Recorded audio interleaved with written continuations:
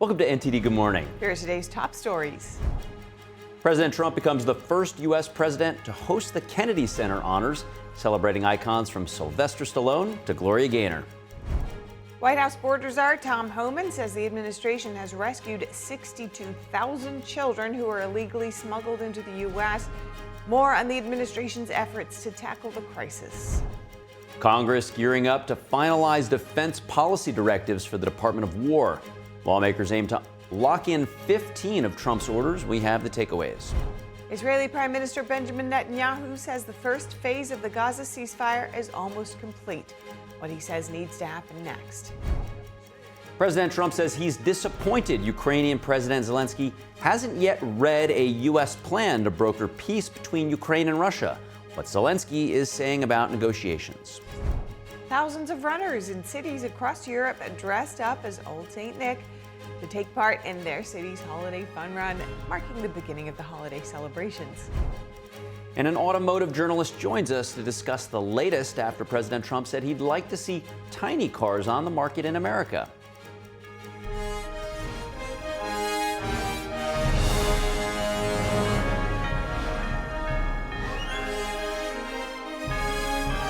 This is NTD Good Morning, live from our global headquarters in New York City. Here are Stephanie Cox and Carrie Dunst. Good morning. Thanks for joining us. Today is Monday, December 8th. You're watching NTD Good Morning. In our top news today, President Trump hosted the Kennedy Center honors last night, becoming the first U.S. president to preside over the ceremony. That's right, and NTD's Daniel Monahan has more on the annual event, which has celebrated major contributions to American arts and culture since 1978. The ceremony honored actor Sylvester Stallone for the Rocky and Rambo series, in which he played the main characters, Gloria Gaynor for her song I Will Survive, the rock band KISS, country music singer George Strait, and Tony Award-winning actor Michael Crawford.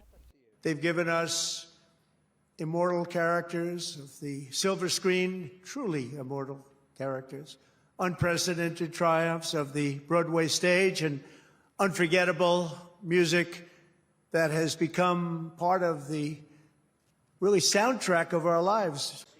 While at the event, the president addressed the blockbuster Netflix-Warner Brothers merger. Netflix is a great company, and they've done a phenomenal job. Ted is a fantastic man. I have a lot of respect for him, but it's a lot of market share, so we'll have to see what happens. United States Agency for Global Media Special Advisor Kari Lake says she can't think of anyone better than President Trump to usher in what she called the golden age of arts. He is a showman, but most of all, he loves to build, create, and restore. And as he's restoring America to its glory, to her glory, he's also restoring this building. Lake says the arts bring people together. You can be from America, you can be from another country, and you sit and you listen to a symphony. And everything, all the differences just melt away. Commerce Secretary Howard Lutnick echoed that sentiment, saying music and the Kennedy Center unite people. Music is the greatest way to people's heart and to make them smile. And only this president loves sports and can do FIFA in the morning and Andrea Bocelli in the evening, right? So he covers all sides. Actor Kelsey Grammer emphasized individuality as central to American cultural heritage, noting how music constantly evolves. I thought music was dead in the 80s. I was like, oh my God, what the hell's happened to it? And then the grunge movement came along. I was like, holy moly, these guys are making music again.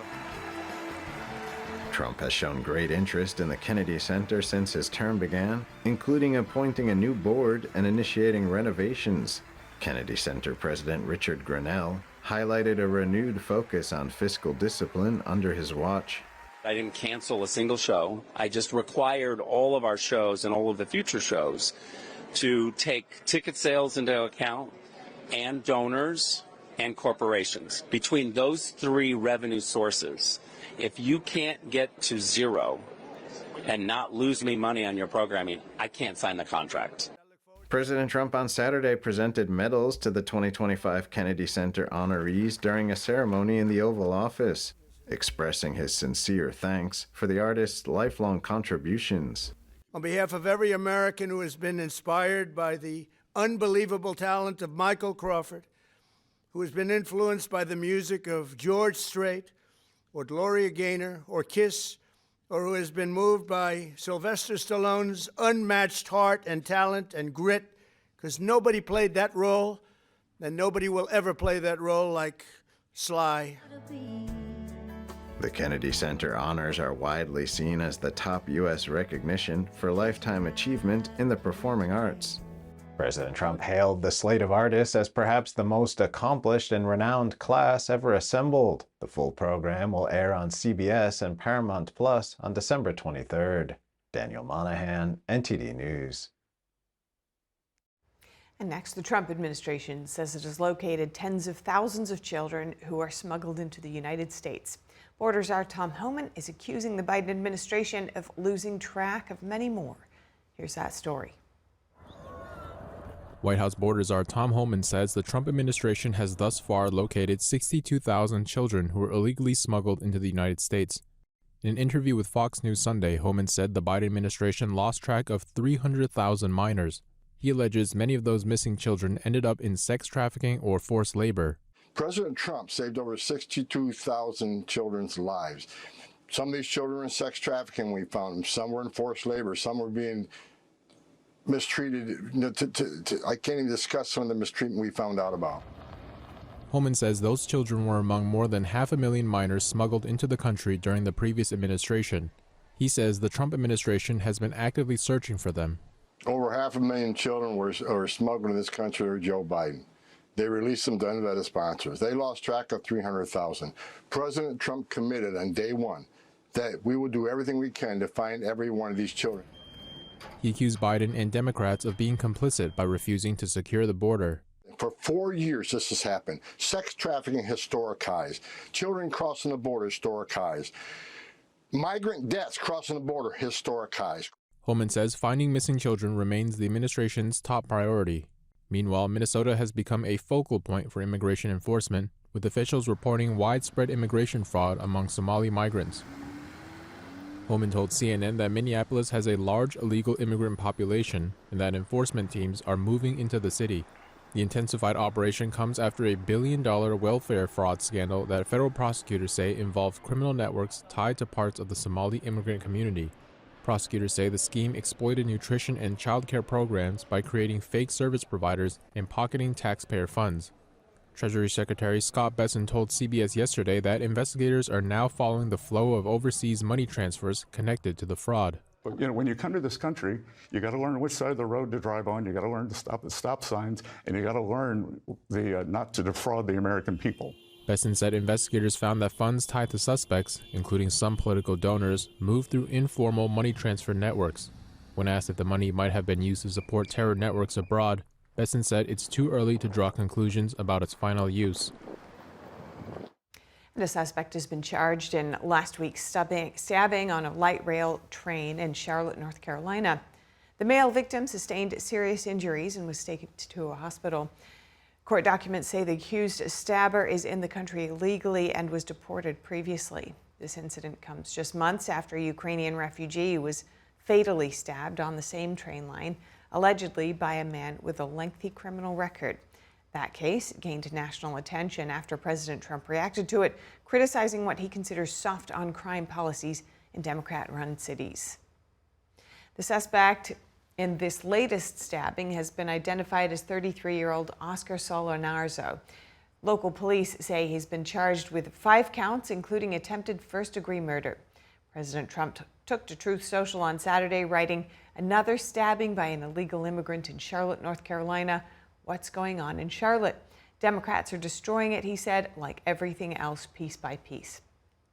The administration has taken steps to tighten immigration restrictions since a man from Afghanistan was accused of shooting 2 National Guard troops in D.C., killing one tragically and critically injuring the other. Charlotte Mayor Vi Lyles said on X that the city has invested heavily in strengthening transit system security. She added that several aspects of public safety are outside the city's jurisdiction, including immigration policy and enforcement. Meanwhile, Senator Bill Cassidy from Louisiana says he's preparing to send GOP leaders a health care proposal that's aimed at lowering premiums and directing more money to patients. In an interview with Fox News, he said his plan could reach the 60 Senate votes needed to pass. I think the White House and Republicans are very much in favor of Americans having affordable health insurance. They want Americans to have access. And the president's given pretty clear guidelines. He wants money to go to patients and not to insurance companies. Cassidy says he wants Americans on Obamacare to shift into lower premium plans supported by expanded health savings accounts. He says subsidies set to expire in January could be restructured so all funding flows directly to patients instead of insurers. Cassidy says he's been in discussions with Democrats and believes both parties can agree on giving consumers more choice. And funding for health care was at the center of the government shutdown just a few weeks ago, of course, the longest in history. But there's growing concern over fraud and exploitation in government health care programs. The Government Accountability Office issued a report last week describing how it set up 24 fake health care claim accounts to see if they would get approved. Of the 24 attempts to receive benefits, 22, or over 90%, did get approved. And in another report, the Treasury is investigating claims that Minnesota taxpayer funds were stolen by fraudulent nonprofits and then diverted to a terrorist group in Somalia. Joining us now to discuss is Angie Wong, a Republican strategist, and Mike Leon, host of the podcast, Can We Please Talk?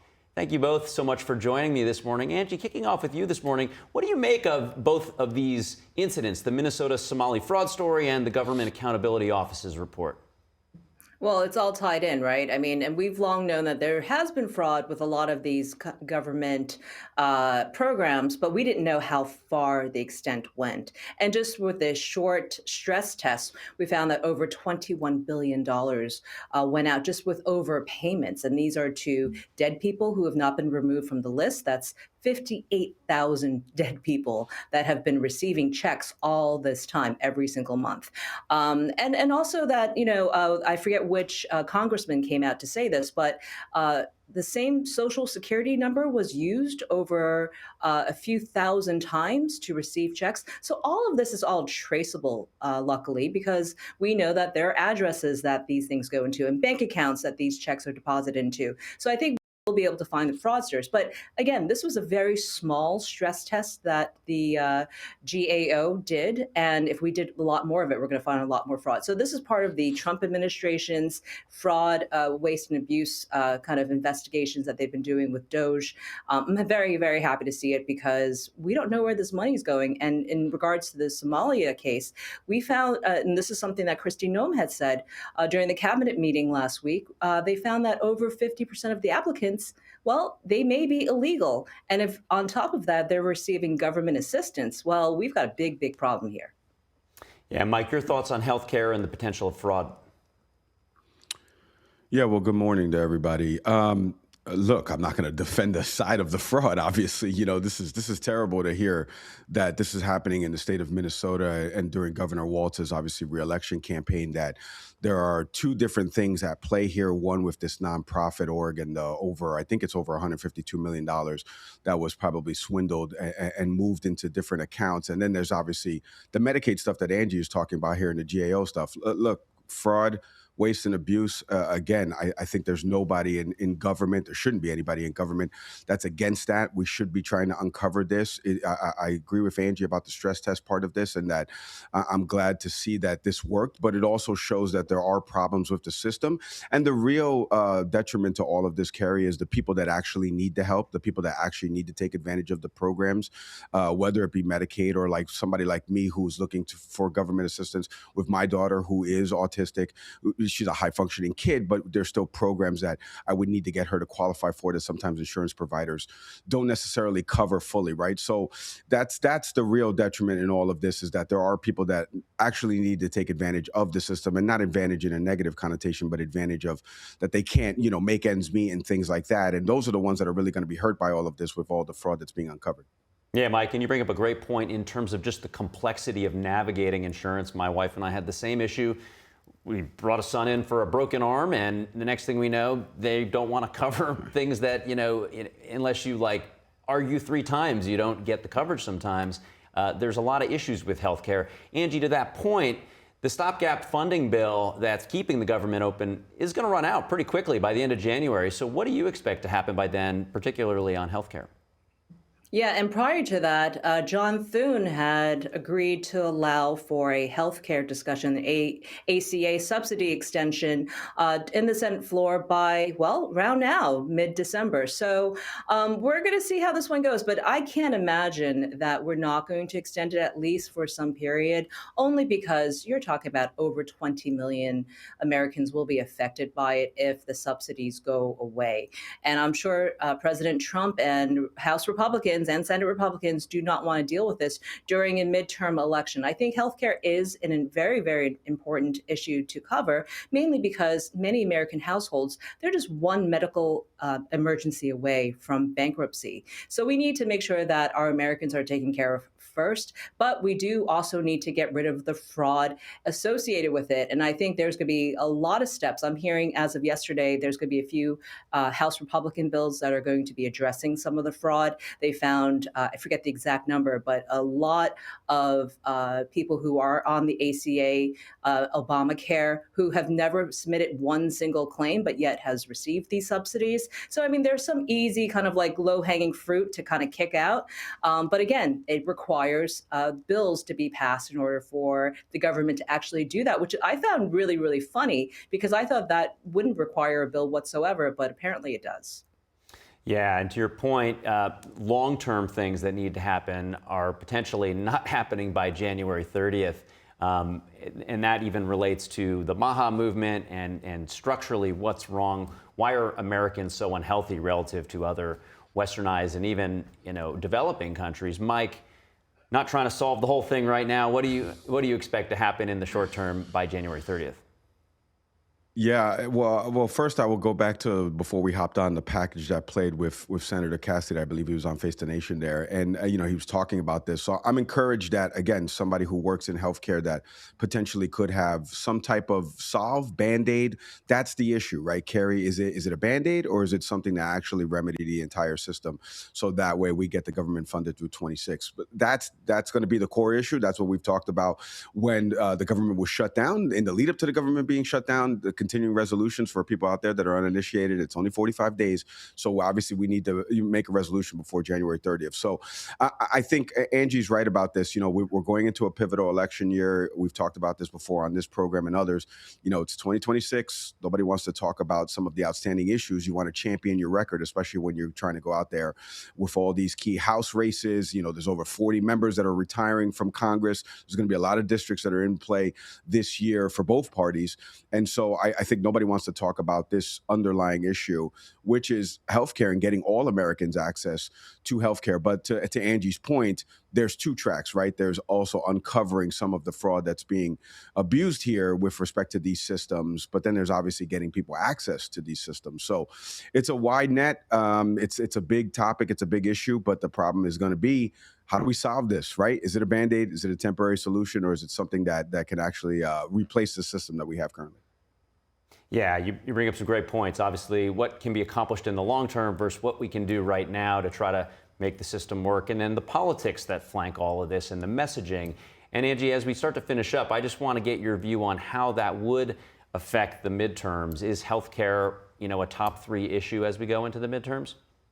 Well, we know that affordability will be the determining factor for whichever party can deliver an honest conversation about affordability will win the midterms. And healthcare is part of that because healthcare insurance is so expensive for every single household. Even if you do have subsidies, it's still a major cost and it comes out of your monthly paycheck. So I think healthcare will be something that is on the table for discussions. It's really how we craft this now. It has to come across one authentic, caring for Americans, not just, if you can't afford it, you can't afford it. But at the same time, if Republicans keep going on and on about not affording health care for even the illegals, I think it's going to be very difficult for them to have the crossover votes from independents as well as from Democrats. So I think it's a lot of touch and go here.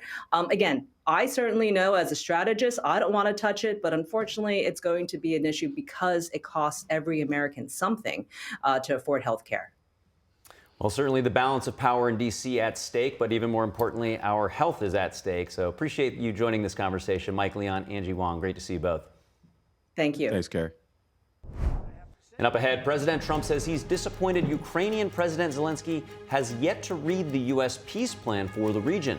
How Zelenskyy is reacting to those negotiations. And Israeli Prime Minister Benjamin Netanyahu says phase 1 of the Gaza ceasefire is almost complete. What he says needs to happen next. After this.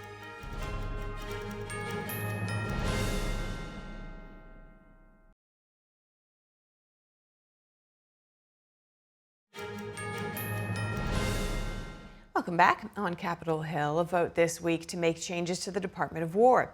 Lawmakers this weekend unveiled the final defense bill that aims to lock in President Trump's agenda. NTD's Melina Weiskup has the takeaways. This year's bill will codify 15 of President Trump's War Department-related executive orders. One of the most important pieces of legislation that we do every year, and it is fits in very consistently with the President's Peace Through Strength agenda. It aims to strip the Pentagon of programs like CRT, DEI, and climate initiatives, and refocuses on merit-based promotions instead of diversity to drive admissions to service academies. DOGE cuts are included, eliminating $20 billion in obsolete weapons, inefficient programs, and Pentagon bureaucracy. Enlisted service members would get a 4% pay raise. The bill would cement Trump's deployment of troops to the border to combat illegal immigration and drugs. As for policy abroad, lawmakers aim to strengthen U.S.-Israel military operations and ramp up defense in the Indo-Pacific to deter CCP aggression towards Taiwan. She has ordered the People's Liberation Army to be ready to take Taiwan by force by 2027. The CCP has conducted the largest military buildup since World War II. Countering China and Russia's technology and weapons development is also a focus in the newest defense bill. Lawmakers this week are expected to vote on the yearly defense bill. Reporting from Washington, D.C., Melina Weiskup, NTD News. Secretary of War Pete Hegseth is highlighting the Trump administration's effort to put America first in its policies. Hegseth spoke on Saturday at the annual Reagan National Defense Forum, pointing to similarities between President Trump and former President Reagan. According to Hegseth, multiple administrations after the Cold War did not put America first in their policies. NTD's Arian Pazdar has the takeaways. Their America Last bipartisan consensus is done. It is finished. Under President Trump's leadership, after decades of disastrous decisions by this nation's self-appointed so-called foreign policy elite, we're once again putting American interests first. Secretary of War Pete Hegseth highlighting the Trump administration's policies in putting America first. On Friday, President Trump unveiled a national security blueprint in which he describes China as a central threat to the U.S. Hegseth touched on the topic as well. He says Washington isn't aiming to overpower China, but rather defending its own interest. It's our job to make sure Beijing sees unquestionable U.S. military strength that, if necessary, can back up our national interests. Even as we make clear our peaceful intentions, we insist that, as a Pacific nation ourselves, China respect our long-standing interests in the Indo-Pacific. He also touched on the issue of America's support for its partners. Hegseth criticizes the fact that previous administrations seem to overly focus on defending its partners, like Ukraine, instead of putting America first. We will actually, for real, get our allies and partners to step up and do their part. We will no longer tolerate free riding. President Trump has shown the way with his historic leadership that yielded the commitments at NATO's Hague Summit. There, NATO committed to spend 5% of GDP on defense. The U.S. recently changed its policy on support for Ukraine. Instead of donating weapons directly to Kiev, Washington now sells them to NATO, which then sends them to Ukraine. Arian Pastar, NTD News. Turning now to the negotiations around ending the Russia-Ukraine war. Yeah, President Trump says Ukrainian President Volodymyr Zelenskyy has yet to read the latest U.S. peace proposal, and Zelenskyy says talks have been constructive but difficult. And I have to say that I'm a little bit disappointed that President Zelenskyy hasn't yet read the proposal. That was as of a few hours ago. His people love it. but he hasn't. Russia's fine with it. Yesterday, we spoke with Stephen Witkoff and Jared Kushner. I thank them for their readiness to work together 24/7. The American representatives know the basic Ukrainian positions. The conversation was constructive, although not easy. President Trump's special envoy, Steve Witkoff, and Trump's son-in-law, Jared Kushner, concluded several days of talks with a senior Ukrainian negotiator on Saturday. Zelenskyy plans to speak with European leaders in the coming days. Meanwhile, Ukrainian officials say at least 7 people were injured when Russian drones struck an apartment block in the country's northeast. Video released on Monday by the State Emergency Service of Ukraine in the Sumy region showed firefighters working to put out fires. The Sumy region, which borders Russia, has faced nearly daily shelling and drone attacks since Moscow launched its full-scale invasion of Ukraine back in February of 22. Turning our attention now to the Middle East. Israeli Prime Minister Benjamin Netanyahu says the first phase of the Gaza ceasefire is nearly complete and that negotiations are now shifting toward a more demanding second stage. We finished the first part, as you know. Phase 1, we're almost there. We have one more hostage deceased, Hani Gvili, a hero of Israel, to return here. And then we very shortly expect to move into the second phase, which is more difficult, or equally difficult. And now we have a second phase, no less daunting, and that is to achieve the disarmament of Hamas and the demilitarization of Gaza. And as I mentioned to the Chancellor, there's a third phase, and that is to de-radicalize Gaza, something that also people believed was impossible. But it was done in Germany. It was done in Japan. It's done in the Gulf states. It can be done in Gaza too. But of course, Hamas has to be dismantled. Netanyahu says he looks forward to talking with President Trump to determine how and when the second phase will begin. Negotiators are working through the next steps of the Trump peace plan, including forming a temporary government with officials selected on their technical expertise and deploying an international security force. Israel says the military's new withdrawal line inside the Gaza Strip, known as the Yellow Line, now functions as a de facto border between Israel and the Israeli-controlled parts of Gaza. Israeli forces hold more than half of Gaza's land area. And next, Thailand's border with Cambodia is once again the site of escalating violence. Thai forces launching airstrikes after fresh clashes erupted overnight. Thai military officials report at least one soldier was killed and several others wounded after Cambodian troops opened fire. In response, Thai forces say they began striking what they describe as military targets. Thai commanders also accuse Cambodian forces of firing rockets toward civilian areas, though no casualties were reported. Cambodia, meanwhile, is accusing Thailand of launching dawn attacks following days of provocative actions, and added that Cambodian troops had not retaliated. The border dispute erupted into a 5-day conflict in July before a ceasefire deal was brokered by President Trump and the Malaysian Prime Minister. We'll keep you updated there. Next, a military incident between Japan and China is in the spotlight.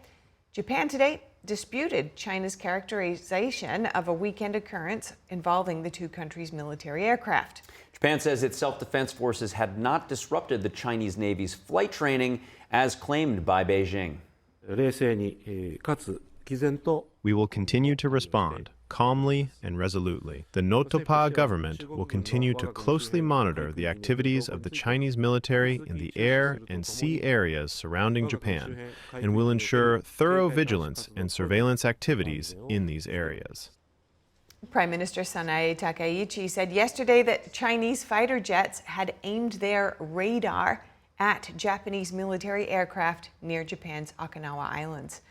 A Chinese carrier strike group launched intense air operations near Japan over the weekend.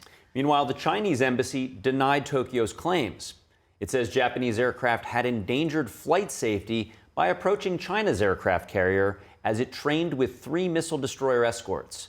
The encounters come after Takaichi warned last month that Tokyo could respond to any Chinese military action against Taiwan that also threatened Japan's security. Meanwhile, Japan is calling Australia to stay vigilant over China's growing military aggression. Japan's defense minister sat down with his Australian counterpart yesterday in Tokyo. NTD's Flora Hua has more. In the face of increasing threats from Beijing, two U.S. allies, Japan and Australia, are now vowing to work together to uphold peace in the region. We do not want to see any change to the status quo across the Taiwan Straits. In general terms, Minister Koizumi and I spoke about the way in which Australia and Japan can work together to assert the rules-based order and provide for the peace and stability of the Indo-Pacific. Tokyo lodged a strong protest with Beijing, accusing a Chinese fighter jet of radar-locking aircraft belonging to Japan's self-defense force on 2 occasions.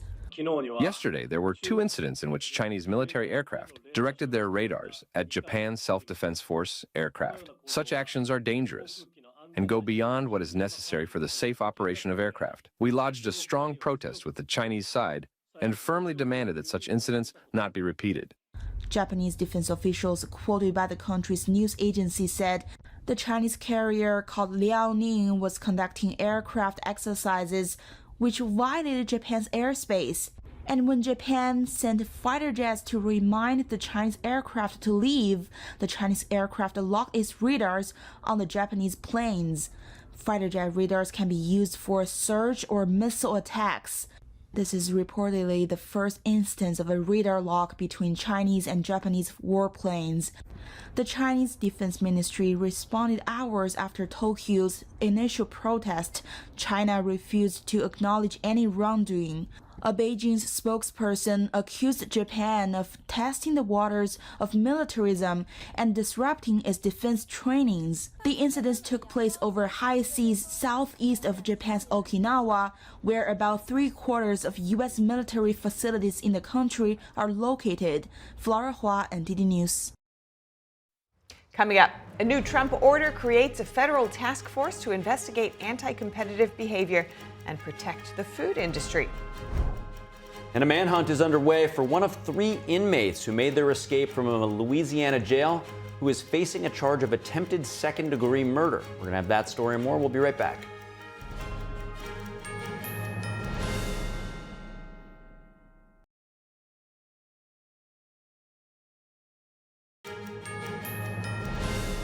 Welcome back to NTD Good Morning. I'm Carrie Dunst. If you're just joining us now, here are some of today's top headlines. President Trump became the first U.S. president to host the Kennedy Center Honors, celebrating artists from Sylvester Stallone to Gloria Gaynor and rock band KISS. At the event, officials praised the arts as a unifying force, while Kennedy Center President Richard Grenell highlighted new fiscal discipline. Trump also weighed in on the Netflix-Warner Brothers merger, calling it a major market shift. And lawmakers are gearing up to vote on the defense policy for 2026. This year's bill codifies 15 of President Trump's War Department-related executive orders. Here are the highlights from that. It strips the Pentagon of diversity, equity, inclusion, as well as critical race theory and climate initiatives. Enlisted service members will now get a 4% pay raise. It codifies President Trump's deployment of troops to the border to combat illegal immigration and drugs. It strengthens U.S.-Israeli military operations and U.S. defense in the Indo-Pacific. And it also counters China and Russia's technology and weapons development. Moving on, President Trump says Ukrainian President Volodymyr Zelenskyy still has not read the latest U.S. peace proposal. Zelenskyy has described the negotiations between the U.S. and Ukraine as constructive but difficult. Meanwhile, Ukrainian officials report that Russian drone strikes injured at least 7 people at an apartment block in the country's northeast. And Israeli Prime Minister Benjamin Netanyahu says the first phase of the Israel-Hamas ceasefire is almost complete, with one deceased hostage still to be returned. Negotiations are now shifting toward a challenging second phase, which aims to disarm Hamas, demilitarize Gaza, and then eventually de-radicalize the territory. Those are this morning's top headlines. With that, Steph, over to you. Thanks, Carrie. Next, a manhunt is underway in Louisiana right now for an escaped inmate, one of 3 who broke through a crumbling wall at St. Landry Parish Jail in Louisiana on Wednesday. Here's the latest on the investigation. A brazen jailbreak, 3 inmates escaping through this crumbling wall, then using bed sheets to lower themselves to the ground, escaping from the St. Landry Parish Jail in St. Landry Parish, Louisiana. Jonathan Javon Joseph, Joseph Allen Harrington, and Keith Eli all escaped Wednesday. Joseph was recaptured Friday. Police say a tip led them to Harrington, who had been facing several felony charges, including home invasion. Police say he killed himself inside a home where he'd been hiding. He was deceased from a single gunshot wound, that self-inflicted gunshot wound. The third escaped inmate is 24-year-old Keith Eli, who was jailed on a charge of attempted second-degree murder. Many questions remain about how this could have happened. The St. Landry Parish Sheriff's Office saying this during an interview with KADN News. This jail is 45 years old. We're overcrowded, and it needs a lot of maintenance. The parish president, Jesse Ballard, disagrees. Our jail is safe, it's sturdy. Engineers gave us a clean bill of health on it whenever they came and inspected last year. This escape marks the second brazen breakout from a Louisiana jail this year. Back in May, 10 inmates escaped from a jail in New Orleans using electric hair trimmers with multiple clipper blades to help cut their way through cell walls. All 10 were eventually recaptured. A new Trump order aims to protect the U.S. food supply chain. The order creates federal task forces to investigate anti-competitive behavior throughout the food industry. The order warns that foreign-controlled corporations pose widening risks to food affordability and national security. It notes that some companies have already settled price-fixing lawsuits worth tens of millions of dollars.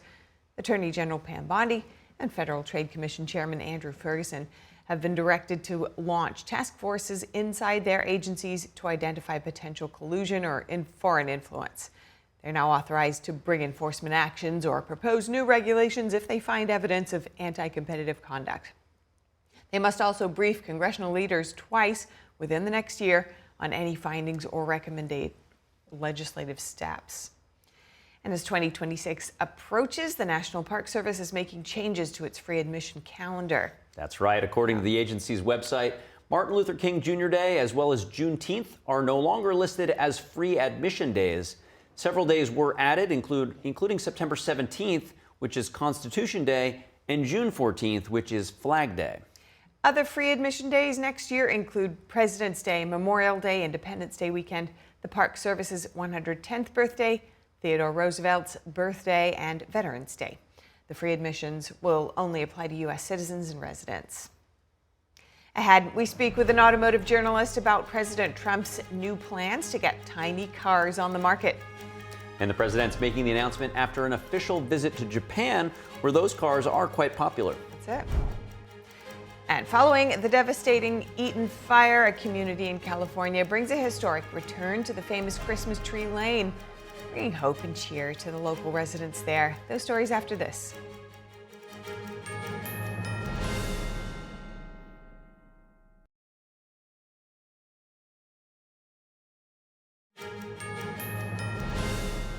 Welcome back to NTD Good Morning. I'm Stephanie Cox. President Trump last week said he had approved tiny cars to be built in America. Joining us for insight and what you need to know for all of that is automotive journalist with Car Coach Reports, Paul Fix. Good to see you, Paul. It's been a little while. No, yes, thanks for bringing me back. For sure. Now, these tiny cars, they have strict limits on horsepower and size. Let's start with what it might be like to drive one of them. Yeah, it was actually a really surprising comment that Trump made in the middle of his press conference talking about the Freedom Means Affordable Cars executive order that he signed there. While there's a lot of things around what tiny cars, how it could possibly be legal in the States, the biggest thing is crash ratings. That's one of the reasons why we don't have them. We used to have something called the smart car, if you remember that, really, really tiny. Yeah. And unfortunately, they didn't really sell here. They were low horsepower, they were very small, and people didn't seem to really want them. But there's a lot of interest going on with, oh, well, actually, I could use something that's really good on fuel economy, something that's really easy to park and small. Keeping in mind that this is not a highway vehicle. A lot of these have under 100 horsepower, and they're smaller than a Fiat 500 at about 12 feet long-ish. And they're all Japan exclusive for now. Although there are some other types of vehicles that are on sale in Italy and India that are somewhat similar, this would be very, very new for the U.S. market to have something like this here. I think it would really shake things up for the U.S. consumer. Yeah, considering SUVs and pickup trucks are a large part of the consumer market here, I mean, do you expect if they do come in that they'll be kind of like a second, third, fourth car for a family, or more just for city dwellers? Yeah, that's a good question because it kind of depends on who's buying the car.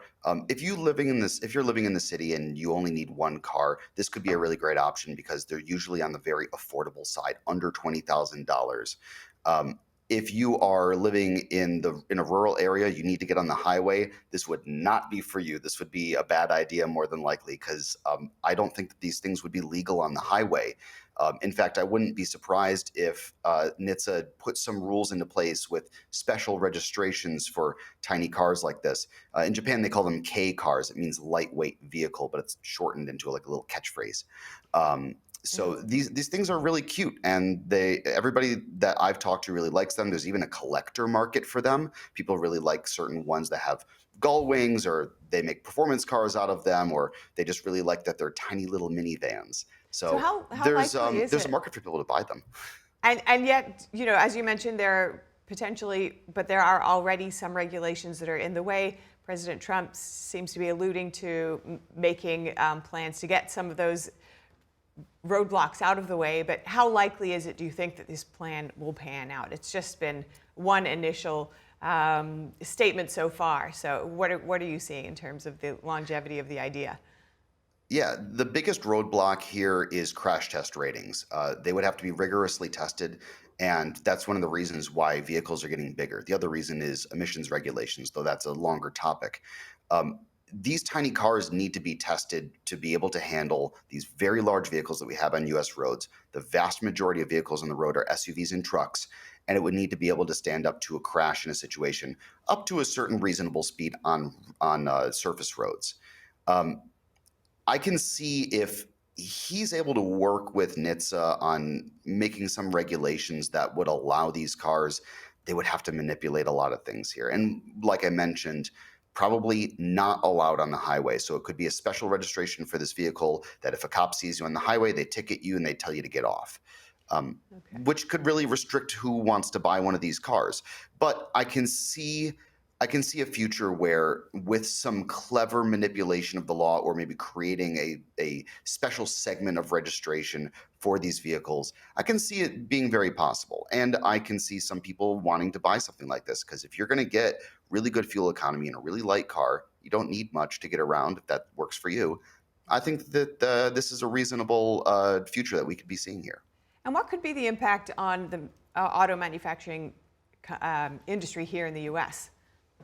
Yeah, so these would be built in the U.S. only, as far as Trump said, which means that you would have to either take a Toyota Pika, for example, and you'd have to bring the tooling over here and start building them over here. And if you did, then that could drastically increase the cost of that vehicle because of all of the R&D behind it for the manufacturing process.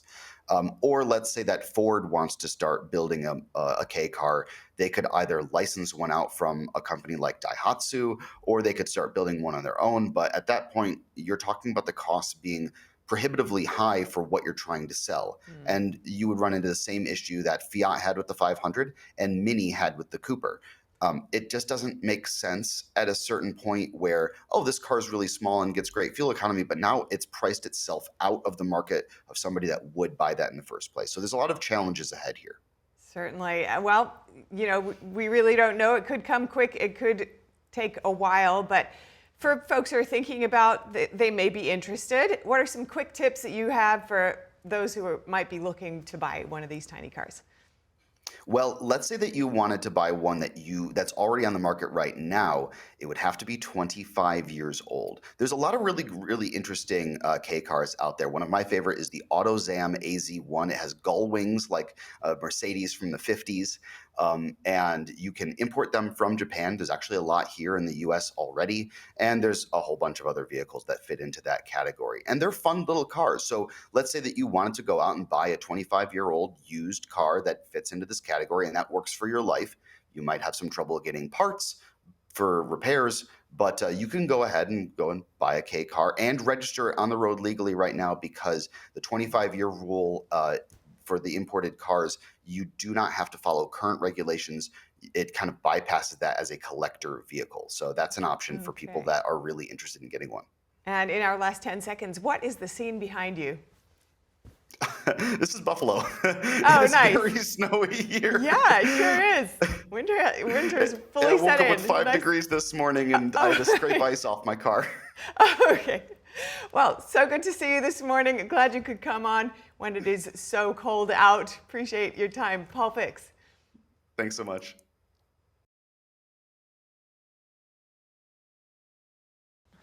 And gas prices have dropped below $3 a gallon for the first time since May of 2021. That's according to AAA, as well as my own eyewitness account of driving through Connecticut yesterday.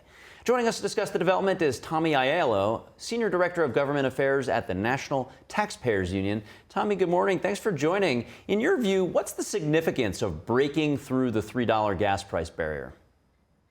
Hey, good morning. Thanks for having me. This isn't good news for consumers. This is great news, especially as we worry about affordability. Gas prices is something tens of millions of Americans have to deal with on a daily basis. So anytime we drive past the gas station, we see those numbers ticking down. It's such a good thing. It's more money back in consumers' pockets, and I think the prices will continue to trend down. And what do you think the trickle effect is of low gas prices for consumers, as well as, of course, for short, local businesses, but also long-haul trucking? On a monthly basis for people as they deal with their monthly budgets, that's money back in their pocket. That could be hundreds of dollars back per year. So that's not an insignificant amount of money, especially as families deal with tight budgets. Now, the trickle effects of that are actually pretty substantial, right?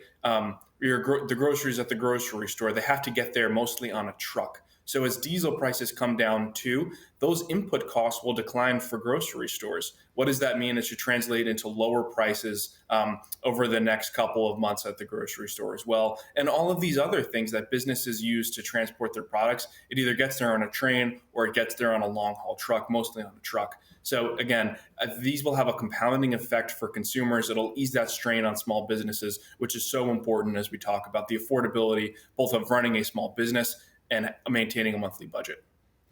Now, in states like I mentioned, Connecticut, I did see the $2.95 as I was driving through Fairfield County, but in California, prices are nearly 50% higher. I checked yesterday, it looks like $4.47 for the lowest grade of fuel. So what's your thoughts on that?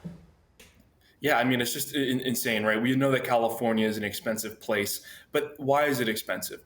It's expensive because they put up all these government regulations and red tape that make it very more difficult to refine gasoline in that state. They have high efficiency, high environmental standards, and extremely high gas taxes. So when you look at California compared to the rest of the country, why are things 50% more in that state compared to everywhere else? And I think what you're seeing are drivers and businesses in particular, they're getting fed up and they're actually moving and voting with their feet to places that have cheaper rents, cheaper mortgages, cheaper gasoline, just cheaper everything in general. So it's a real problem for California. And I think something we hear from them as they defend these high prices, you need to have high prices to protect the environment.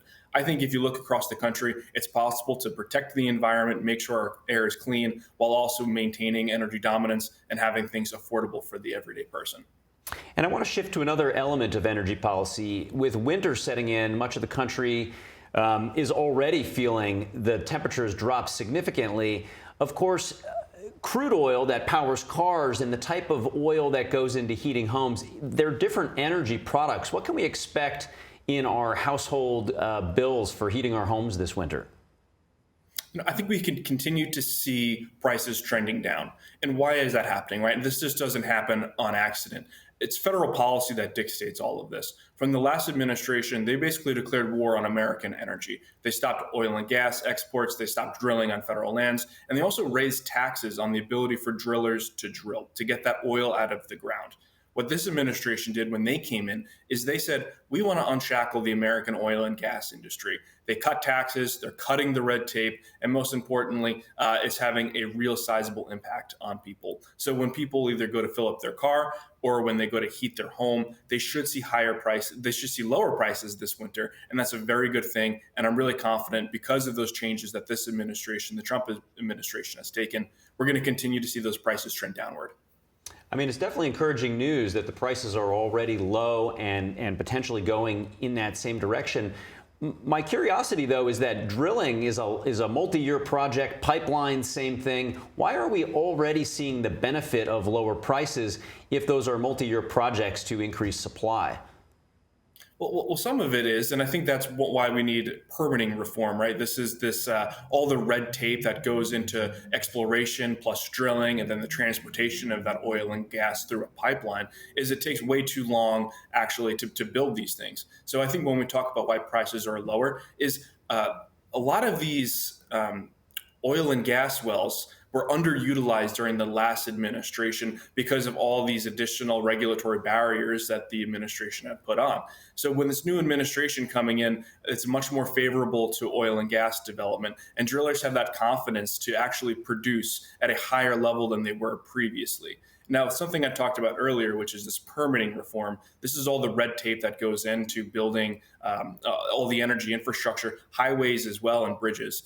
There's an effort right now by the Republican conference in the House of Representatives to roll back a lot of this red tape. And there's actually going to be a few bills on the floor this week that'll start to roll back that really expensive, costly red tape that stifles so many projects in their development. So this is really good news that the House of Representatives is doing this week. And Tommy, just as we finish up, it's great news that in the U.S., energy prices are coming down. How is the rest of the world, like Europe and South America? What are we seeing globally with energy prices in those countries? You know, energy prices are insanely high in Europe. And that's because of, again, all the regulatory barriers that they put on oil and gas development, all the high taxes that they put on it. I was actually just in Europe recently, and I was shocked at how expensive gasoline was. And they charge by the liter. In some cases, you have a gallon of gas equating to about $7, which is much higher than what it is in California. So when we talk about, not only energy dominance and energy independence, it's just energy affordability. Unfortunately, you have these governments across the country, across the world, that want to make it more expensive to reduce the use of fossil fuels in exchange for renewable energy. But you really can't, power your car on renewable energy too much. It's just not widely available. And unfortunately, people that still drive a gas-powered car, they're stuck paying the bill for it. Yeah, and ironically, Europe was buying a lot of their energy needs from Russia, creating quite an entanglement. Such a great conversation, such great news. Tommy Aiello, thanks for joining us this morning. Thank you. A little known but dangerous vomiting disorder linked to long-term marijuana use is now officially recognized by global health authorities. The World Health Organization has added cannabis hyperemesis syndrome, known as CHS, to its diagnostic manual for the first time. And NTD's Daniel Monahan spoke with Master's Certified Addiction Professional John Pulse about the ailment. Cannabis hyperemesis syndrome, or CHS, can cause extreme nausea, repeated vomiting, abdominal pain, dehydration, and in rare instances, seizures, heart rhythm issues, kidney failure, and even death. And the term scromiting has been kind of used pretty frequently, which essentially refers to when people are vomiting, they're simultaneously screaming because they're in so much pain. The new code, adopted in the U.S. on October 1st, lets doctors identify and track cases instead of grouping them under general stomach illnesses. A recent JAMA Network open study shows CHS-related emergency visits surged roughly 650% from 2016 through the pandemic. Addiction specialist John Pulse says one reason is the significant increase in high-potency cannabis. 10, 20, 30 years ago, cannabis may have been 5, 10% THC. With the concentrates, dabs, and things like that, we're seeing over 90% THC now. Pulse says taking long hot showers to relieve the symptoms is commonly reported, including from his own patients. And that's really temporary, and I think it's important to understand that the main thing to do to relieve the symptoms is to no longer use cannabis. Once you've experienced cannabinoid hyperemesis syndrome, you're more likely to experience it again. Adolescents and young adults are more at risk, and he says that's for a few reasons. Adolescents and young adults use cannabis at significantly higher rates, and they're also more likely to use high-potency products as opposed to middle-aged and older adults who are perhaps used to some of the lower-strength products and prefer that. Pulse says it's important not to downplay the seriousness of cannabis addiction. One of the hallmarks of addiction is using despite negative consequences. So they'll make excuses as to why this is happening and justify it and want to continue using anyway because of the dependence on the substance. The addiction specialist says more and more people are becoming aware of the dangers associated with cannabis. It's often, for many years, been thought of as a benign, harmless substance and almost a rite of passage for many people. And it is true that you can find tons of examples of people that have not experienced significant negative consequences. What I see more of a call from the medical and clinical community is to have a balanced and honest discussion about cannabis, that there are people that do have these very severe and negative impacts. Pulse says the WHO designation gives medical professionals and insurance companies guidance on how to treat it and diagnose it. And it compels third-party payers, such as insurance companies, to pay for medical and psychiatric care related to this. For anyone struggling with substance abuse, confidential help is available at the National Substance Abuse and Mental Health Hotline at 1-800-662-HELP. Daniel Monahan, NTD News.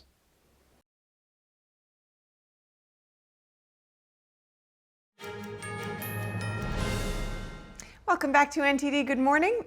Next, we're talking about color coding your wardrobe, double checking the locks, washing your hands a few extra times, okay?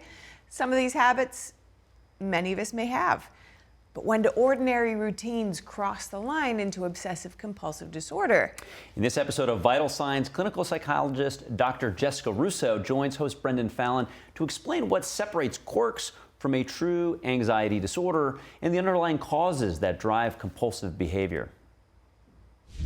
You know, that guy disinfects his computer keyboard every day. He is so OCD.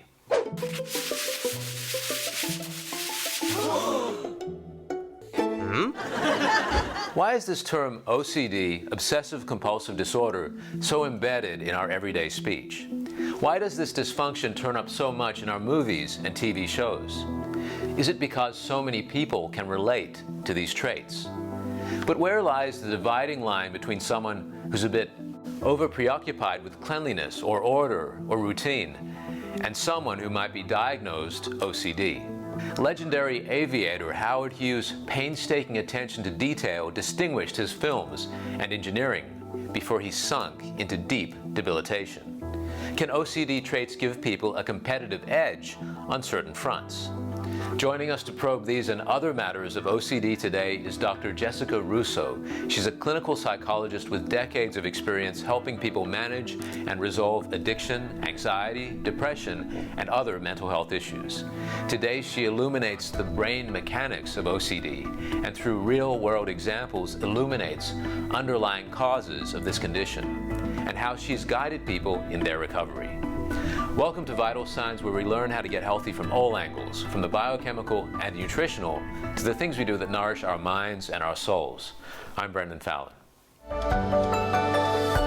Dr. Russo, wonderful to have you join us on Vital Signs again, and fantastic to get your perspective on this topic, OCD, obsessive compulsive disorder, that has really pervaded our mainstream, our pop culture, from TV shows to cinema, and has become part of our everyday language. We throw this term around if someone's a little bit meticulous, if they like to be particularly ordered, or they've got a thing for hygiene or cleanliness, we tend to call them OCD.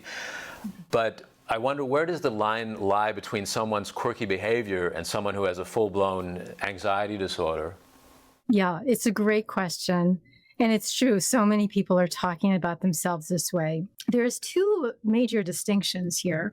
One is that these obsessions are really distressing for the person. And that's often not true with people who just have obsessive thoughts. And the other thing is these obsessions are often accompanied by compulsions. And we can see in the brain that there's a real difference between somebody who has OCD and somebody who doesn't. So there are 4 major regions of the brain that are overactive in OCD. So you have the orbital frontal cortex, which is one, and this is in charge of decision-making and risk assessment. So if you are needing to use the bathroom and there's only a public bathroom, you're going to assess that as very dangerous, where someone else might think, okay, this is just a low level of risk. There's contamination, but that's fine. I'll just wash my hands. I won't touch anything. No problem. That may not be the case for somebody with an OCD brain because of this overactivation. And then there's the anterior cingulate cortex, which works alongside this other section. That first region I mentioned, that's right behind the eyes. This is one that's just a little bit deeper in the brain, and this is involved in error detection and emotional regulation. So something being wrong in the environment, or you've done something wrong. That's very common with OCD. There's a real focus on making a mistake. I've made a mistake. It's a horrible mistake, catastrophizing. And that can really be unbearable. And, this is where the compulsions come in. This could be like a moral mistake, or it could just be like a messing up in a test or something like that. It's not specific to any particular kind of error. Not normally, but there definitely is a theme of not wanting to hurt other people and fearing that you are. So it often shows up that way. So the idea being, I've done something to really hurt someone. I've disappointed someone. I've compromised someone. There's a lot of shame that we see in OCD. So you've got that. And then you've got an area called the basal ganglia. That's deeper within the brain. And that focuses on habit formation, movement regulation, and again, very overactive. So this is where the repetition comes in. People with OCD, they may engage in a compulsion, but they can't necessarily stop that easily because this signal to stop is just not activating. They think, okay, I haven't done enough. I have to keep doing it. Maybe they don't even know why they have to keep doing it, but they're compelled to keep doing it. And then finally, there's the thalamus. The basal ganglia surrounds the thalamus, and the thalamus is in charge of receiving information, relaying information, and again, very overactive. So you have this circuit that normally, in a normal brain, you recognize, okay, I need to do a task. You do the task like washing your hands after using the bathroom, and then you're done. And you can leave the bathroom. But somebody who doesn't have that stop signal, they're not going to be able to stop. They're just compelled to keep doing it. So that's a really big difference between somebody who just has some obsessions and someone who has OCD. To see that full interview and others on how to optimize health, go to ept.ms/vital signs. Vital Signs offers general health information not intended as medical diagnosis or advice. Please consult your doctor before undertaking a new health regimen. Nice work, Brendan. And I took part in an in-studio episode of Brendan's with Dr. Russo.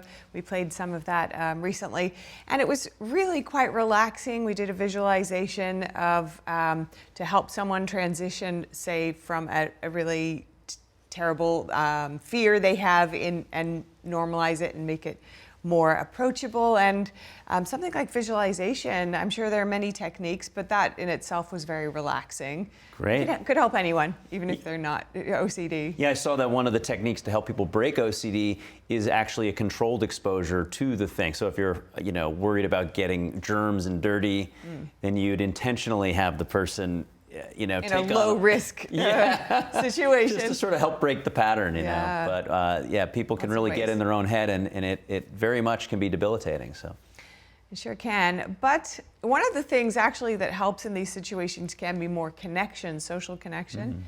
And we're talking next about coming together as a community.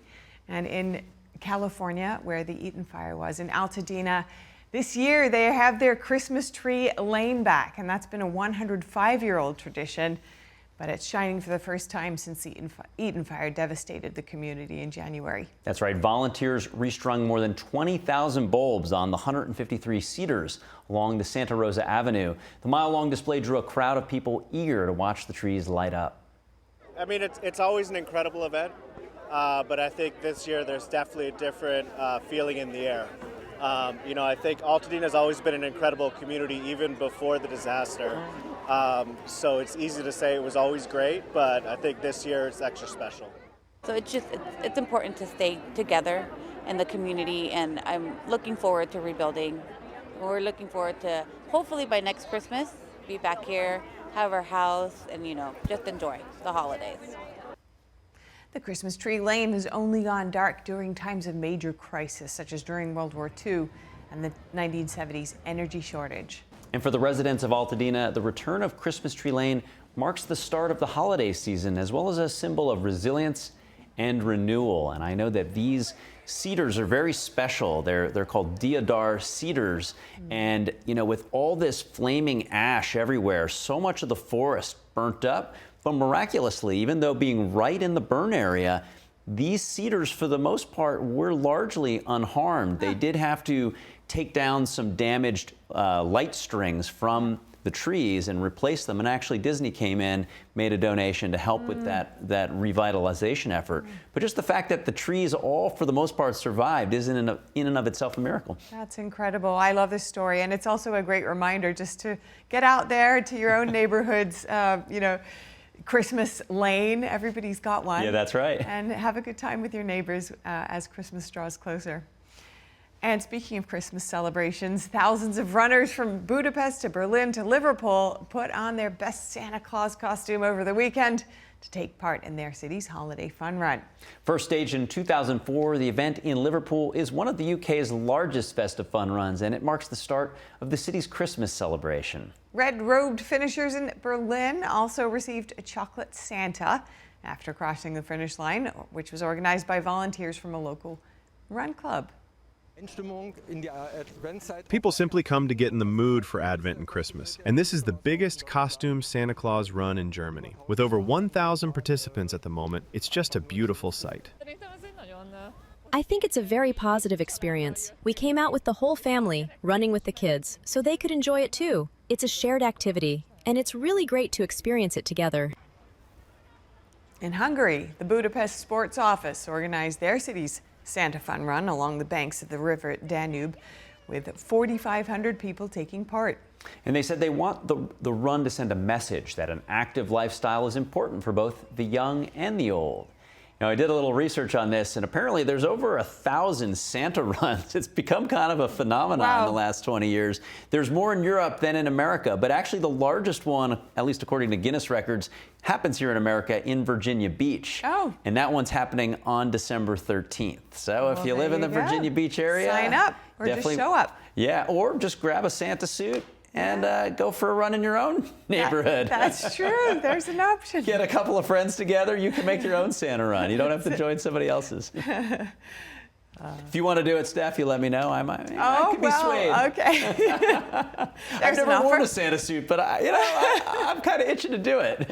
I mean, 'tis the season to be silly, isn't it? It is indeed. You got it. All right, well, look, if you have any feedback on the show, or maybe there's a story you'd like to see us cover, like Santa's running in marathons or something like that, send us an email at goodmorning@ntd.com. We'd love your feedback. And for round-the-clock original news coverage, watch us live at ntd.com/live or download our NTD app. I'm Stephanie Cox. Gary Dunst, have a great day. Santa costume. I think there's something.